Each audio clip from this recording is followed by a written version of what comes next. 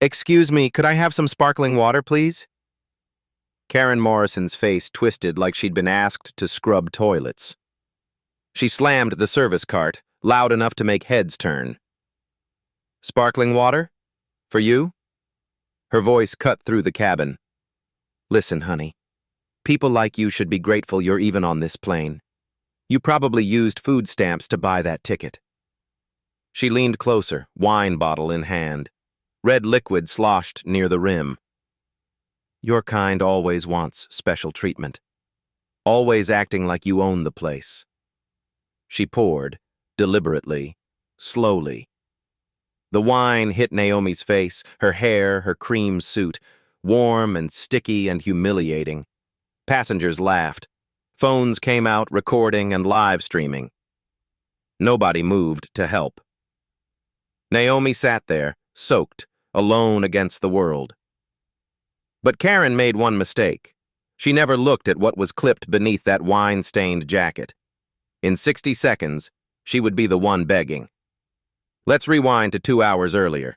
Flight 2847 sat at gate B-17 in Dallas-Fort Worth International. Tuesday morning, 9:45. The first-class cabin smelled like leather and fresh coffee. Overhead bins clicked shut. Sunlight streamed through oval windows, painting stripes across empty seats. Dr. Naomi Sterling was the last to board. She'd been on a conference call that ran late. 3 days at a medical summit. 72 hours of presentations, networking, handshakes that never seemed to end. Her feet ached in designer heels. Her mind buzzed with acquisition numbers and merger clauses. She smiled apologetically at the gate agent, scanned her boarding pass, walked down the jet bridge, pulling her carry-on behind her. At 42, Naomi had learned to move through the world with quiet confidence. Her natural hair was styled in an elegant professional twist. Her cream Armani suit fit perfectly, tailored last month in Manhattan. On her left hand, a wedding ring caught the light. 15 years married. 2 kids waiting at home. She was exhausted. Her daughter had a piano recital tonight at 7. She couldn't miss it. Not again. Naomi found her seat. 2A. Window side, first row. She lifted her leather Hermes briefcase into the overhead bin, settled into the wide seat, pulled out her tablet. The screen glowed with confidential documents. Sterling Biotech's acquisition of a smaller pharmaceutical company, $2.3 billion. The board meeting was tomorrow morning. Everything had to be perfect. She ordered chamomile tea from a passing flight attendant. A black woman, maybe 50, with kind eyes and 20 years of smile lines.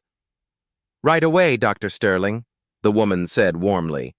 Her name tag read, Rebecca Davis, lead flight attendant. Naomi thanked her, declined alcohol. Big day ahead, clear head needed. Across the aisle in seat 1C, a silver-haired white man read the Wall Street Journal. Gregory Hammond, though Naomi didn't know his name yet, retired federal judge, federal, distinguished, observant. In 3B, a young white woman typed frantically on her laptop. Sarah Jenkins, marketing executive, 28, ambitious, always recording content for her social media channels. In 4A, a Latino man in business casual scrolled through his phone, smiling at a video. David Martinez, small business owner, recording a message from his daughter. The cabin hummed with the sound of 100 small movements, seatbelts clicking, bags zipping, quiet conversations. Then Karen Morrison emerged from the galley. 38 years old, 12 years with Dallas Regional Airlines, perfect makeup covering a permanent sneer, blonde hair pulled back so tight it looked painful. Manicured nails drummed against the service cart. She scanned the first-class cabin. Her eyes landed on Naomi. Something flickered across Karen's face. Disgust, suspicion, entitlement. Rebecca noticed. She'd worked with Karen for 3 years, knew that look, had seen it 17 times before. 17 documented passenger complaints, all dismissed by HR, all involving people of color. Karen, I'll handle rows 1 through 4, Rebecca said quickly. I've got it, Karen replied. Her voice was ice. Rebecca wanted to argue, but they had the same rank. Senior flight attendants. Karen had seniority by 6 months. That mattered here. Rules mattered, even when they protected the wrong people. Karen wheeled her cart down the aisle, offered orange juice to Gregory, champagne to a businessman in 1D, smiled at Sarah. Her teeth were white and straight and completely fake. She stopped at Naomi's row, said nothing, just stared. Naomi looked up from her tablet, smiled politely. "Good morning." Karen's jaw tightened. She moved on without a word. Rebecca watched from the galley. Her stomach twisted. She'd reported Karen's behavior so many times. 17 formal complaints. 17 times management had said, "We'll look into it." 17 times, nothing changed. The captain's voice crackled over the intercom. "Flight attendants, prepare for departure." The cabin door was sealed with a heavy thunk. The plane pushed back from the gate. Engines roared to life. Naomi closed her eyes briefly. Just a few hours. Then home. Then her daughter's recital. Then normalcy. She had no idea what was coming. Neither did Karen. But in 2 hours, one of them would be in handcuffs, and the other would change an entire industry. The plane leveled off at 35,000 feet. The seatbelt sign blinked off with a soft chime. Service began. Rebecca started her rounds with a tray of drinks. She moved efficiently through first class, smiling, attentive, and professional. But Karen intercepted her at row 3. "I'll take rows 1 through 4, Karen said. Not asking, telling. Rebecca's jaw tightened. "Karen, I've already started." "I said I've got it." Karen's voice dropped low. Dangerous. Rebecca stepped back. She had to. Company policy. Equal rank meant no override authority. She retreated to the galley, hands trembling slightly. Karen wheeled the cart forward. She served Gregory first. "Coffee, sir? Cream and sugar?" "Just black, thank you." His voice was warm, dignified. She poured carefully, smiled, moved to 1D, offered fresh orange juice. To the businessman in 2C, "Mimosa? We have excellent champagne." Then she reached Naomi's row. The smile vanished like someone flipped a switch. Karen stood there, silent, cart blocking the aisle. 30 seconds passed. 40. She served the passenger behind Naomi, then the one across the aisle. Naomi waited patiently, fingers still on her tablet screen. Quarterly reports glowed in neat columns. Karen finally turned to her. "What?" Not a question. A statement. Flat, cold. "Could I have some sparkling water, please?" Naomi's voice was gentle, professional. "And the fruit plate if it's available." Karen's eyes narrowed. She glanced into her cart. 3 bottles of San Pellegrino sat in ice, condensation dripping down green glass. "We're out of sparkling," Karen said. "Tap water okay for you?" Naomi's eyes flicked to the bottles, then back to Karen's face. She could push, should push, but she was tired. The recital tonight, the merger tomorrow. "Pick your battles." "That's fine. Thank you." Karen grabbed a plastic cup, the smallest one, filled it halfway from the galley tap. No ice. The water was barely cool, slightly cloudy. She walked back, set it down hard. Water sloshed over the rim, splashing across Naomi's acquisition documents. Dark spots bloomed on white paper. "Oops." Karen's voice had no apology in it. "You should be more careful where you put things." She walked away, cartwheels squeaking. Naomi stared at the ruined documents, ink bleeding, numbers smearing. She pulled napkins from the seat pocket, dabbed carefully, tried to save what she could. Gregory leaned across the aisle. "That was completely unprofessional. Would you like me to—" It's okay, Naomi said quietly. Really, it's fine. But it wasn't fine, and it was about to get worse. An hour into the flight, Naomi's bladder pressed urgently. 3 cups of tea that morning. She'd been holding it, focused on work, but couldn't anymore. She unbuckled her seatbelt. The sign was off. Had been off for 40 minutes. She stood, straightened her jacket, took 1 step toward the aisle. Karen appeared from nowhere, stepped directly into her path, close enough that Naomi could smell her perfume, something floral and overpowering. "Ma'am, sit down." "I need to use the restroom," Naomi said calmly. "The seatbelt sign is on." Naomi glanced up. The sign was dark. "No, it's not." "I don't care what you think you see. Sit down." Passengers were watching now. Sarah in 3B had stopped typing. Gregory folded his newspaper. The businessman in 2C shifted uncomfortably. "Ma'am, I'll just be a moment." Karen's voice rose, loud enough to carry through the cabin. "I said sit down. Or do I need to call the captain? Report you as a disruptive passenger?" The words hung in the air like smoke. Disruptive passenger. The phrase that gets people arrested, banned from airlines, put on no-fly lists. Naomi felt her pulse quicken, but her voice stayed level. "I'm not being disruptive. I'm asking to use the bathroom. You're being aggressive, refusing to follow crew instructions." Rebecca came rushing from the galley. "Karen, the seatbelt sign is off. She's allowed—" "Stay out of this." Karen didn't even look at Rebecca. Her eyes locked on Naomi. Challenging. Daring. The cabin went quiet. 40 passengers were holding their breath. Naomi made a calculation. She could escalate, could invoke her position, could make this uglier, or she could wait. Document. Remember. "I'll wait," she said softly. She sat back down, buckled her seatbelt. Karen smirked, victorious. She walked back to the galley, shoulders squared.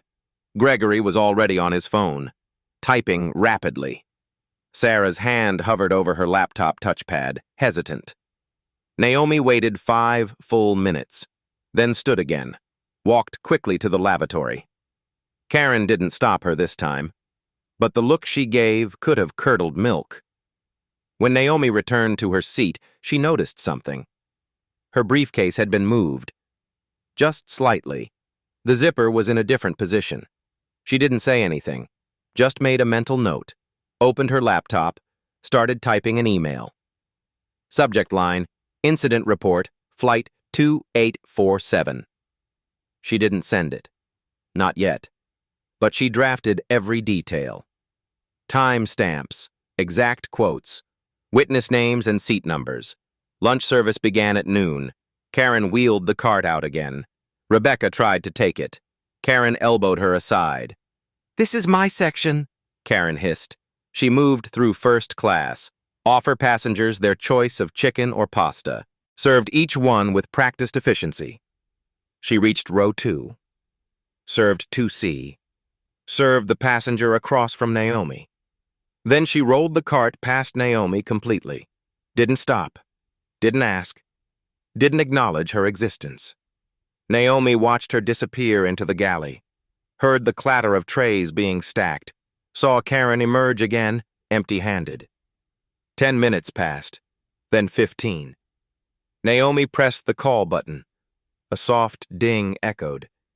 Karen appeared, face already set in annoyance. "Yes?"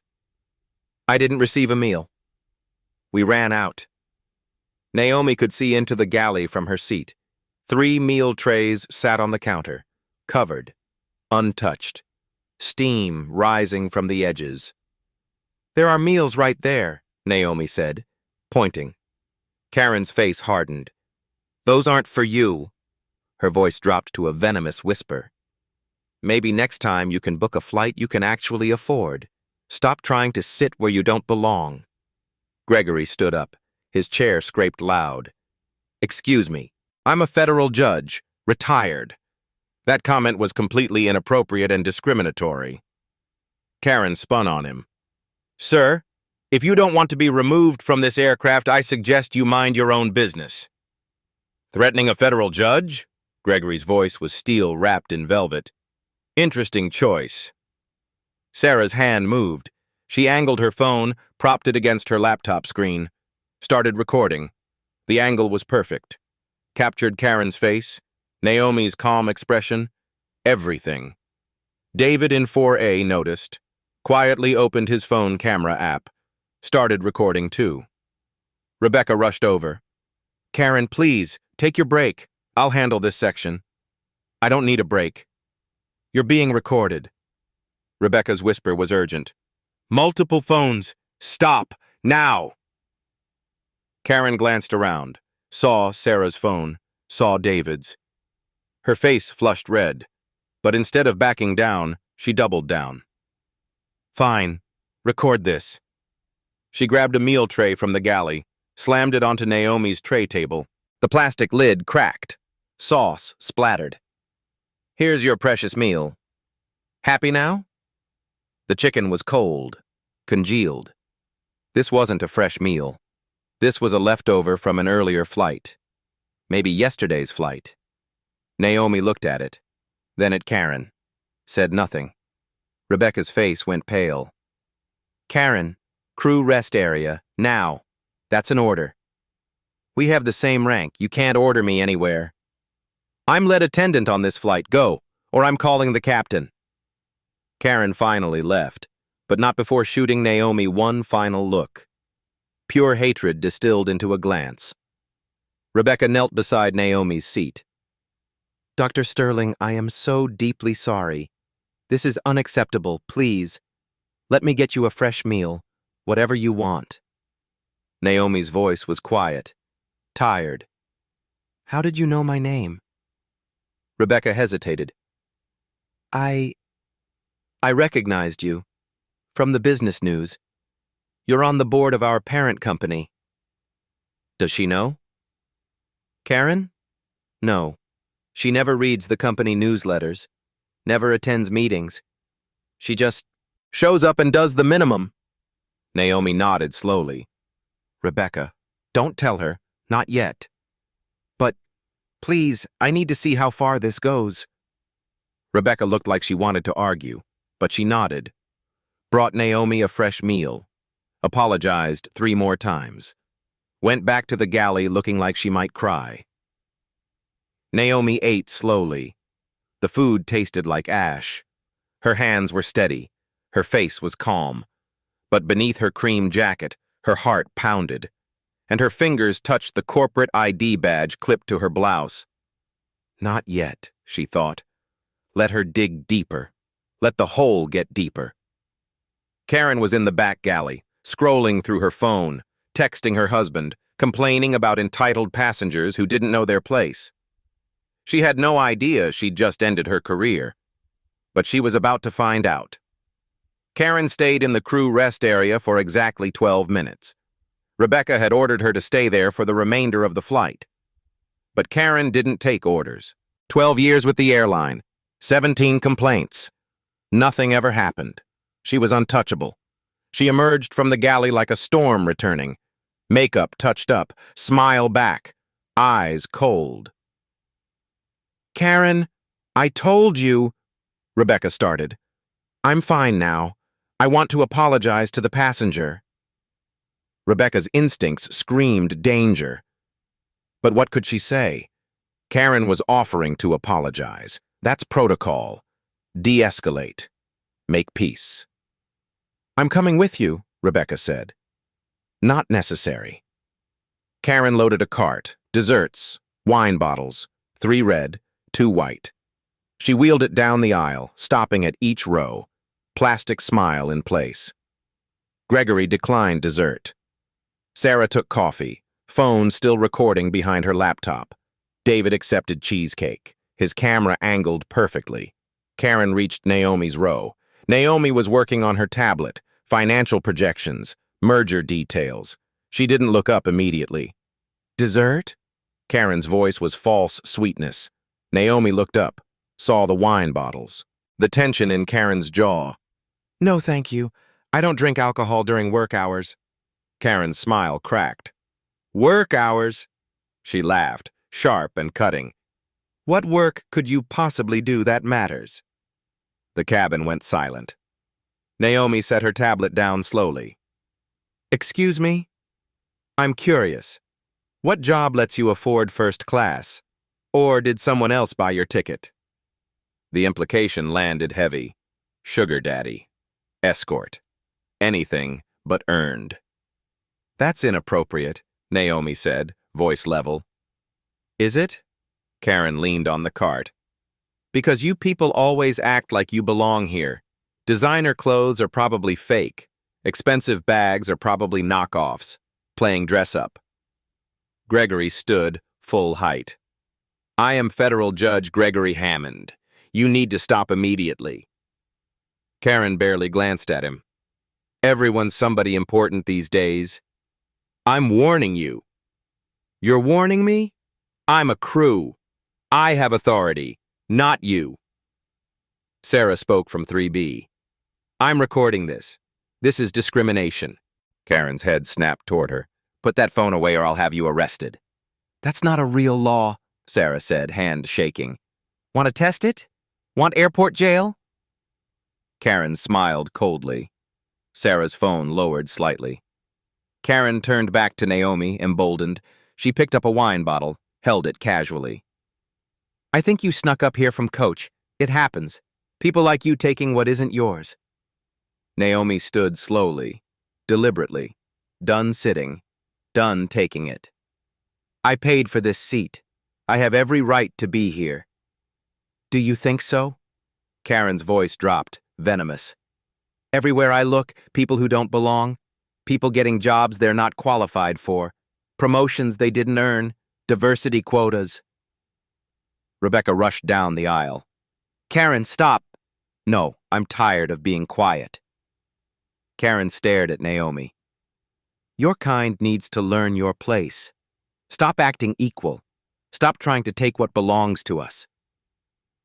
The words exploded through the cabin. Us. Your kind. The quiet part was loud. Gregory was on his phone calling someone. David is recording openly now. A Korean woman in row 5 started crying. A black businessman stood up. That's enough. Apologize. Sit down or security will be waiting, Karen snapped. Naomi felt every microaggression she'd ever endured crystallize in this moment. Every store where she'd been followed. Every time she'd had to prove she belonged. Her voice came out quiet, powerful. I'm asking you once to step back and let me pass. Karen didn't move. She raised the wine bottle, held it high. Or what? You'll complain? I've had 17 complaints. 17. Still here. Know why? This airline knows what matters. Standards, not diversity nonsense. Time slowed. Karen tilted the bottle. Red wine poured out. Hit Naomi's head first. Soaked her hair, ran down her forehead, into her eyes, then her face, neck, cream suit turning burgundy. The bottle emptied. 750 milliliters, every drop. Wine pooled on the leather seat, dripped to the floor, stained her briefcase. The smell overwhelmed everything. Gasps erupted. Oh my God! Someone stop her! Naomi stood completely still, wine dripping from her chin, soaking through everything, running into her shoes. She didn't wipe it away, didn't react, just stared at Karen with terrifying calm. Karen set the empty bottle down, crossed her arms. There. Now you look like the mess you are. Remember where you belong. This is what happens when people forget their place. The cabin erupted. That's assault! Get the captain! Rebecca ran forward, 2 attendants behind her. Faces horrified. Karen stood firm, chin up. She was disruptive, refusing instructions. I had to maintain order. Gregory spoke into his phone. Federal offense. I'm a witness. Retired federal judge. Sarah's laptop nearly fell, hands shaking, but she kept recording. Video uploading to cloud, already backed up. David texted his lawyer brother, his wife, anyone who could help. A woman in row 6 cried, "Someone help her." A man in row 3 muttered, "Probably deserved it." His wife elbowed him. "Shut up, Richard." Naomi moved slowly, wiped wine from her eyes, sticky, warm, staining everything. Rebecca arrived with towels, face pale. "Dr. Sterling, I'm so sorry. This is assault. The captain's been notified." White towels turned instantly pink. "Karen Morrison, you're relieved immediately." Rebecca's voice shook with rage. "Back galley. Don't speak to anyone. The police will meet us." Karen's smirk faltered. "You can't fire me. Same rank." "I'm the lead attendant. You committed assault. Go." She deserved it. But Karen's voice wavered. She looked around for support, found only disgust. "Get out," Rebecca said. Karen walked slowly, making eye contact, daring passengers. Nobody spoke, but every phone was out, every camera recording. Naomi pulled out her phone, hands steady, open email. Her LinkedIn flashed briefly on screen. Anyone looking could see CEO, Sterling Biotech, board member, Dallas Regional Airlines Holdings. She composed quickly, attached Sarah's video already airdropped to her, added Gregory's statement. Subject, immediate action required, Flight 2847. To DRA Board, DRA CEO Michael Patterson, DRA Legal. Her finger hover, pressed send. Email whooshed away. She sat in her wine-soaked seat, closed her eyes. Wine is still dripping. The captain's voice crackled overhead. "Ladies and gentlemen, this is your captain. We're aware of the cabin incident. The situation is under control. The flight attendant has been removed from duty. Law enforcement will meet us upon landing. We apologize." The cockpit door opened. Co-pilot James Brooks stepped out, walked to Naomi, leaned down, whispered something only she heard. Naomi nodded once. Chen returned to the cockpit, face grim. Passengers whispered, "Who is she? Why did the co-pilot come out?" In the back galley, Karen stood alone. Other attendants wanted nothing to do with her. She heard fragments drifting back. CEO, board member, billions. Karen pulled out her phone, hands shaking, Googled Naomi Sterling. Results loaded. Her face drained white. Forbes. Dr. Naomi Sterling, named CEO of Sterling Biotech. WSJ. Sterling Biotech closes 2.3B acquisition. Business Insider. Naomi Sterling joins DRA Holdings Board. Photos. White House. Awards. Fortune 500 CEOs. Karen's phone slipped, clattered on the counter. "No," she whispered. "That can't." But it was. She'd poured wine on a board member, on one of the most powerful women in pharmaceuticals. Karen gripped the counter, legs weak, vision tunneling. In first class, Naomi sat in ruined clothes, eyes closed, breathing steady. She touched the ID badge under her jacket. Cold metal. Wait for landing, she thought. Let them all see. The plane touched down at JFK 40 minutes later. Wheels hit tarmac with a jolt. Passengers who'd been silent the entire descent remained frozen. The captain's voice came through speakers, firm, final. "Ladies and gentlemen, please remain seated. Law enforcement will be boarding. Do not stand. Do not retrieve luggage. Remain in your seats." The plane taxied slowly. Through the windows, passengers could see flashing lights, police vehicles, airport security, an entire convoy waiting. Karen was still in the back galley. She'd tried scrolling social media to distract herself, but her hands shook too much. The phone kept slipping. She'd read about Naomi Sterling 3 times now. Each article made her stomach drop further. CEO at 38. Built a pharmaceutical empire. Board member of 6 companies. Net worth estimated at $400 million. And Karen had poured wine on her head. The plane stopped. Engines powered down. The cabin went eerily quiet except for the air conditioning hum. The forward door opened with a pneumatic hiss. 4 Port Authority police officers boarded. Navy blue uniforms. Body cameras are active. Hands near their belts. The lead officer was a woman. Tall, black. Her name tag read, Officer Williams. She scanned the cabin. Her eyes landed on Naomi immediately. Still in her wine-stained seat, hair dried into stiff burgundy clumps. Officer Williams walked directly to her. Dr. Sterling. Naomi looked up, exhausted. Officer?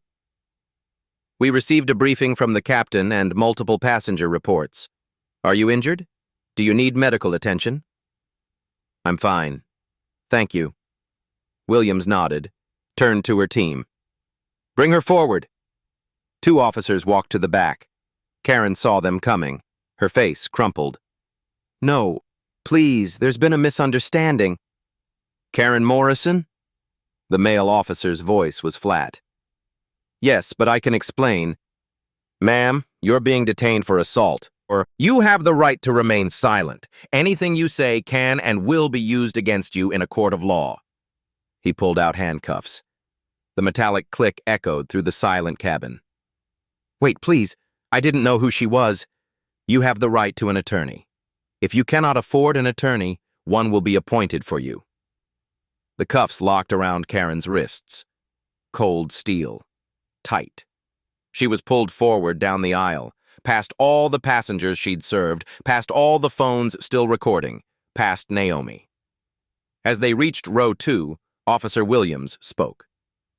Dr. Sterling, we understand you're on the board of this airline's parent company. Naomi stood slowly, wine-stained but dignified. I am. As of 6 months ago. She reached up, unbuttoned her ruined blazer, let it fall open. There, clipped to her cream blouse. The corporate ID badge, laminated, official, impossible to miss now. Sterling Biotech Doctor. Naomi Sterling. Chief Executive Officer, DRA Holdings. Board member. The badge caught the cabin light, gleamed. Officers nodded with understanding. Passengers gasped. Phones zoomed in. Karen saw it. Her knees buckled. The officers held her upright. No! Karen's voice broke. No, that's not. You can't be. Naomi's voice came out quiet, but it carried. Power in every syllable. I can't be what, Karen? Successful? Professional? In first class? Karen's face twisted. Tears started. I didn't know. You should have said something, told me who you were.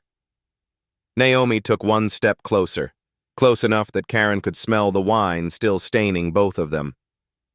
I shouldn't have to announce my credentials to be treated with basic human dignity. The words landed like hammers. Karen's mouth opened, closed. No words came. Please, she finally whispered. I have kids. I need this job. I'm sorry. I'm so sorry.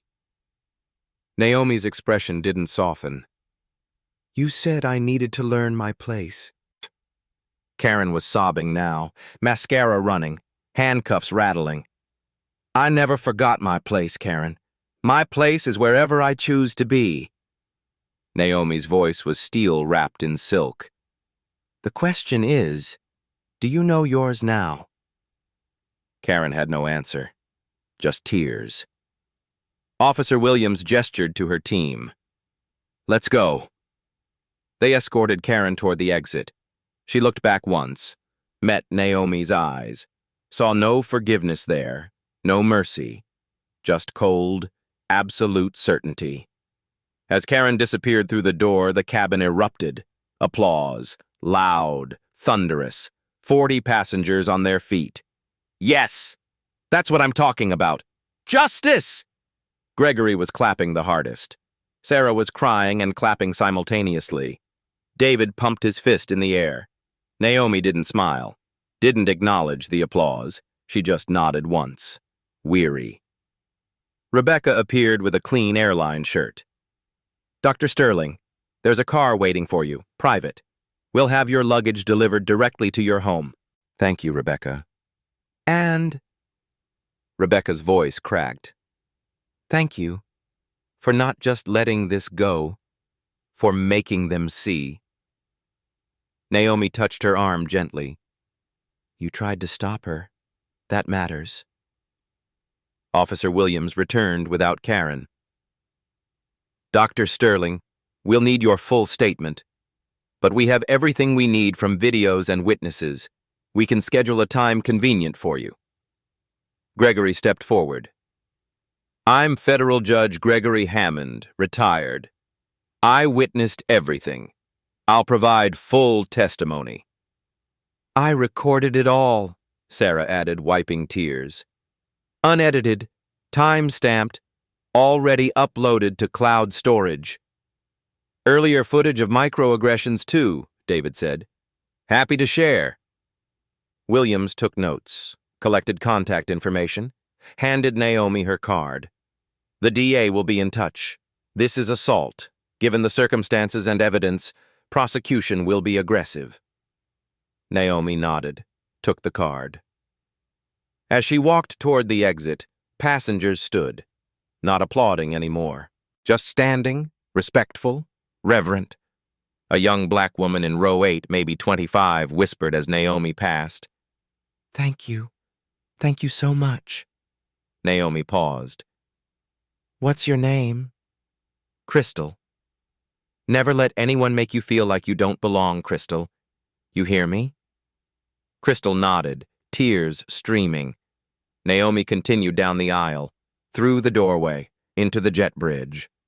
Behind her, the passengers slowly began to deplane, quietly, subdued, like they'd witnessed something historic. Because they had. In the terminal, Karen was already gone, taken to airport security, processed, photographed, fingerprinted. Her career was over. Her reputation was destroyed. Her life forever changed. All because she couldn't see past skin color. Couldn't imagine that power wore many faces. Naomi emerged into the terminal. A black town car waited at the curb, engine running. She slid into the back seat, leather cool against her wine-stained clothes. Her phone buzzed, 47 emails. All replies to the one she'd sent mid-flight. The first was from DRA CEO Michael Patterson. Subject, Emergency Response, Flight 2847. Dr. Sterling, horrified. Investigating immediately. Full cooperation with law enforcement. Zero tolerance. This ends now. Naomi closed her eyes, leaned back. It was only the beginning. 2 hours after landing, Naomi sat in JFK's VIP lounge. She'd showered in the private facilities, changed into the spare clothes airline staff had rushed to buy. Black slacks, white blouse, simple, professional. The wine smell was gone, but the memory lingered like smoke. A detective sat across from her. NYPD, Aviation Unit, notebook open, pen moving steadily. And she said, quote, "Your kind needs to learn your place," end quote. The detective looked up. "Word for word," Naomi confirmed. "Multiple witnesses corroborate this?" 17 passengers, 3 flight attendants, video from 6 phones, plus cabin security cameras. The detective nodded slowly. "Dr. Sterling, this is the most documented assault case I've seen in 20 years. The DA is going to run with this." Rebecca waited in the hallway. She'd given her statement first. 40 minutes of every incident she'd witnessed, every complaint she'd filed went nowhere. When Naomi emerged, Rebecca stood quickly. "Dr. Sterling? Rebecca, I need you to know something." Rebecca's voice shook. I reported her 17 times. 17. Every single time HR said they'd investigate. Nothing ever happened. They protected seniority over doing what's right. Naomi studied her face, saw genuine anguish there. You tried. That matters more than you know. It's not enough. I should have pushed harder, gone higher, but I was scared of losing my job. Rebecca's eyes filled. I'm prepared to testify. About everything. Every passenger she targeted, every slur I heard, all of it. Thank you. Naomi meant it. A commotion erupted near the entrance. Security guards scrambling. A man in an expensive suit pushed through, flashing credentials. Michael Patterson, CEO of Dallas Regional Airlines. 60 years old, silver hair, panic in his eyes. He spotted Naomi, crossed the lounge in 6 strides. Dr. Sterling. Naomi. He was breathing hard. I flew here the moment I heard. I am sickened. We failed you spectacularly. He handed her a leather folder, official letterhead visible. Naomi opened it. Read quickly. Immediate actions taken. Karen Morrison. Terminated effective. 2:47 p.m. Stern, security clearance revoked. Criminal charges fully supported by the company legal team. Internal investigation launched into all 17 previous complaints. External auditor retained. Mandatory anti-discrimination retraining for all flight staff. Beginning Monday. Zero tolerance policy implemented. Single verified incident results in immediate termination. Victim compensation fund established. $500,000 initial allocation. This is just the beginning, Patterson said. His hands were shaking slightly.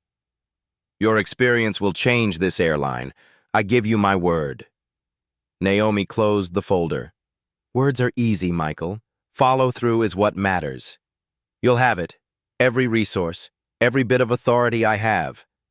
I'll be watching. Her tone left no room for doubt. Patterson nodded, left. Guards escorted him back out. Naomi's phone buzzed continuously. She scrolled through notifications. Sarah's video had gone viral. 14 million views in 3 hours, still climbing. Hashtag first-class racism trending globally. #1 in 17 countries. News outlets were calling CNN, MSNBC, Fox News, BBC, Al Jazeera. Karen's full name had leaked. Her previous complaints surfaced. Pattern documented across social media, Twitter threads dissecting every incident, Reddit investigations, TikTok videos breaking it down frame by frame. Someone had found Karen's Facebook, screenshots spreading, posts complaining about diversity hires and lowered standards, dated back years. Naomi composed a brief statement through her company's PR department. What happened to me happens to black travelers every day. Most don't have the privilege of authority to defend themselves. That's what we must change. This is not about one person. It's about systems that enable discrimination. Those systems end now. She hit send. Meanwhile, in Queens, Karen sat in a processing cell, still in her uniform. Mascara streaked, handcuffs finally removed. A court-appointed attorney had just delivered the news. Fired from the airline. Termination letter delivered by courier during booking. Criminal charges, assault, federal hate crime enhancement pending, interfering with flight crew, arraignment scheduled for tomorrow morning, bail hearing immediately after. Her phone had been confiscated, but she'd seen enough before they took it. Her name is everywhere, her face on every news site. Death threats flooding her social media. Her address leaked. Reporters camped outside her house. Her husband had called the attorney, filing for separation. He worked in corporate law, knew this was career-ending for both of them. Their kids had been pulled from private school.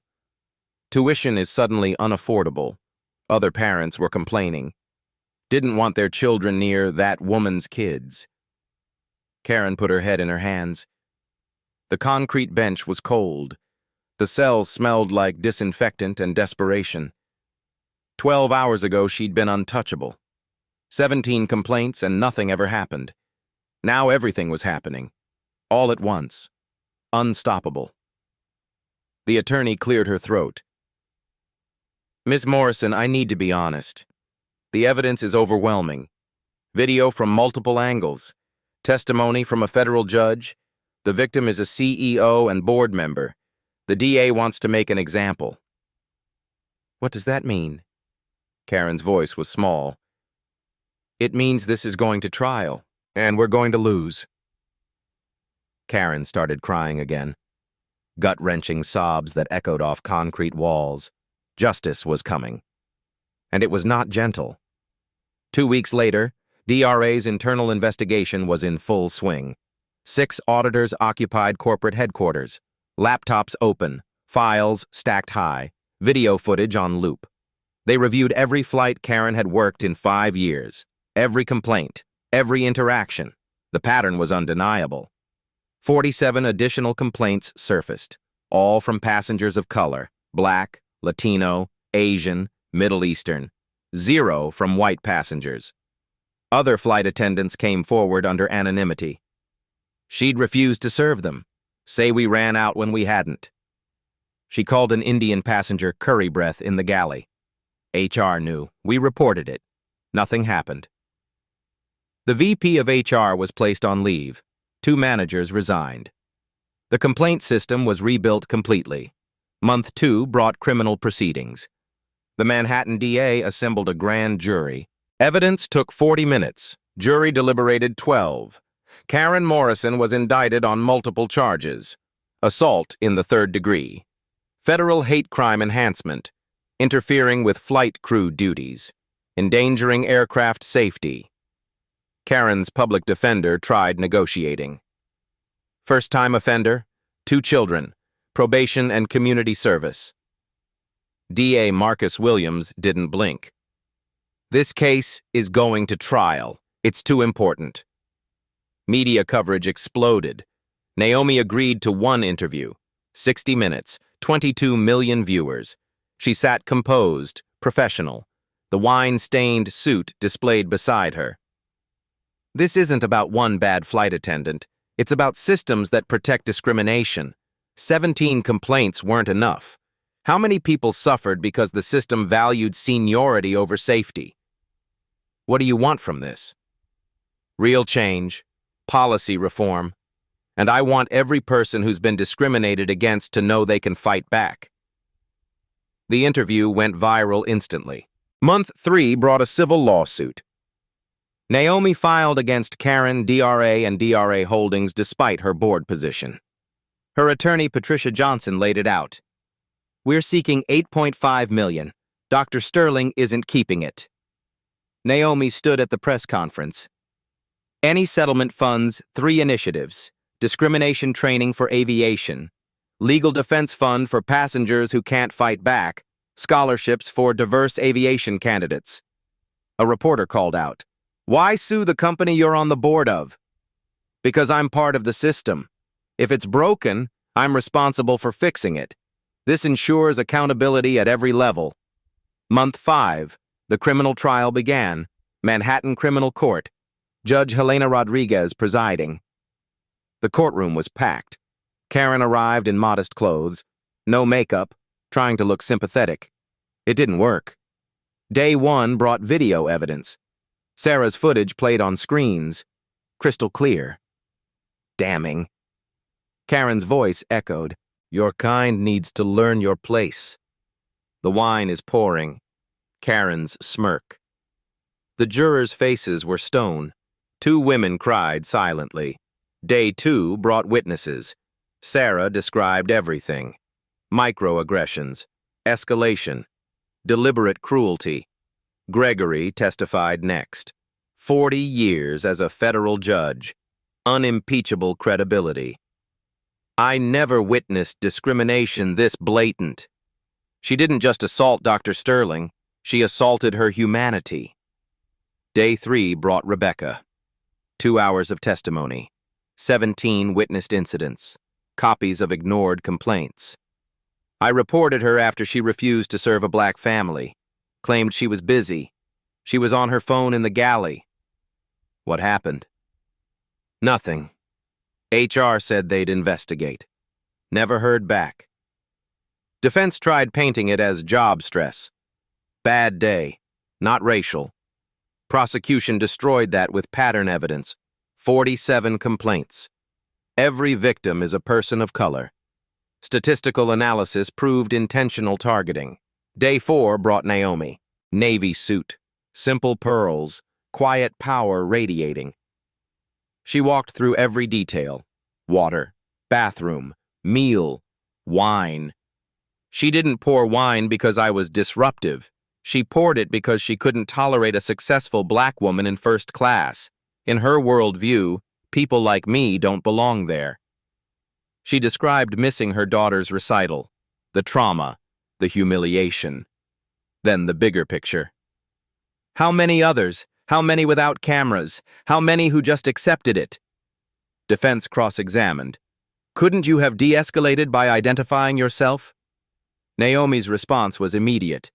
I shouldn't have to prove my worth to be treated with dignity. My humanity should be enough. Applause erupted. The judge allowed it briefly. Day 7, jury deliberation, 2 hours. Quick meant consensus. Has the jury reached a verdict? We have, Your Honor. On assault in the 3rd degree? Guilty. Federal hate crime enhancement? Guilty. Interfering with flight crew duties? Guilty. Karen collapsed. Her attorney caught her. Sobs echoed. Sentencing came 2 weeks later. Judge Rodriguez was thorough. Ms. Morrison, you held authority. Trust. You abused it systematically. 48 documented times. Not a mistake. A choice. A pattern of hatred. The sentence. 18 months incarceration. 3 years probation. 500 hours of community service at civil rights organizations. Mandatory counseling. Restitution. $250,000. Permanent ban from customer service. This reflects the seriousness of denying civil rights under authority. Karen was led away in handcuffs, still crying, still broken. The civil case was settled 3 weeks later. DRA Holdings paid $8.5 million. Full admission of failure. Mandatory reforms across all airlines. 3 executives fired. VP of HR. 2 regional managers who'd ignored complaints. Rebecca was promoted to Director of Cabin Services and Inclusion, first black woman in that role. New protocols were implemented immediately. 2 months later, 60 Minutes aired a follow-up. They tracked passengers from Karen's previous flights, people who'd suffered, never reported. An elderly black woman wept on camera. I thought it was just how things were. Didn't know I could fight back. Naomi's legal fund had helped 23 passengers. $1.2 million raised. 40 students of color in aviation programs through scholarships. Change was happening. Real, measurable change. All because one woman refused to accept that dignity was negotiable. 6 months later, Naomi booked Flight 22847 again. Same route, Dallas to New York, deliberately. She needed closure. Needed to reclaim that space. Seat 2A, window side, same leather seat, same overhead bin. But everything felt different now. The crew was new, diverse, younger. They moved with genuine warmth, not forced politeness. Rebecca led them. She greeted passengers at the door personally. When Naomi boarded, Rebecca's face lit up. Welcome aboard, Dr. Sterling. It's an honor to have you. Thank you, Rebecca. Congratulations on your promotion. I couldn't have done it without you. Naomi settled into her seat. The cabin smelled like coffee and possibility. Sunlight streamed through the windows. Everything was ordinary, safe, as it should have been 6 months ago. A young black woman approached, maybe 24. Flight attendant uniform, crisp and new. Her hands trembled slightly, holding a tray of water glasses. She stopped at Naomi's row, took a breath. Dr. Sterling? I'm sorry to bother you. I just... Her voice cracked. I wanted to say thank you. Naomi looked up, smiled gently. For what? I'm in this job because of your scholarship fund. I've wanted to be a pilot since I was 8, but my family couldn't afford training. Your fund paid for everything. Tears welled in her eyes. I start pilot training next month. Naomi's chest tightened. This was why she'd fought. What's your name? Jasmine. Jasmine Cooper. Fly high, Jasmine. The sky has always belonged to you. Don't let anyone tell you differently. Jasmine wiped her eyes, smiled, moved on to serve other passengers. Naomi looked out the window, clouds drifting past. The plane pushed back from the gate. Her thoughts drifted with them. People ask why she didn't just let it go. Why press charges? Why the lawsuit? Why the media circus? The answer was simple. She thought about every black person told they don't belong. Every time someone clutches their purse when they walk by, every time they're followed in stores, every time they're asked to prove they paid for their own success. Karen poured wine on her. But racism pours contempt on people every single day. The difference was power. Naomi had the authority to fight back. So she did. Not just for herself, for everyone who couldn't. That CEO badge Karen saw too late? It didn't make Naomi more deserving of respect. Her humanity did. All our humanity does. The wine washed off, but the lesson stays. The plane leveled off at cruising altitude. Smooth, peaceful. Naomi pulled out her phone, scrolled through updates. Karen had served 14 months, released on good behavior, working a warehouse job now, divorced, limited contact with her children, court-ordered therapy ongoing. She'd issued a public apology, written, probably by her lawyer. The sincerity was debatable, but it existed. Rebecca was thriving as director. Her anti-discrimination protocols were now industry standard. Passenger diversity increased 28%. Employee diversity up 41%. DRA's reputation had recovered. They were known as leaders in equity now. Training programs cited as best practice. Gregory had written an op-ed in the Washington Post. The day I witnessed hate at 35,000 feet. Powerful. Moving. Sarah's video was now used in civil rights training nationwide. Over 30 million views. David started a nonprofit for discrimination victims, providing legal resources and support. And Naomi? Still CEO. Company stock up 34%. She'd used her platform to advocate for equity across corporate America. Her memoir was released last month.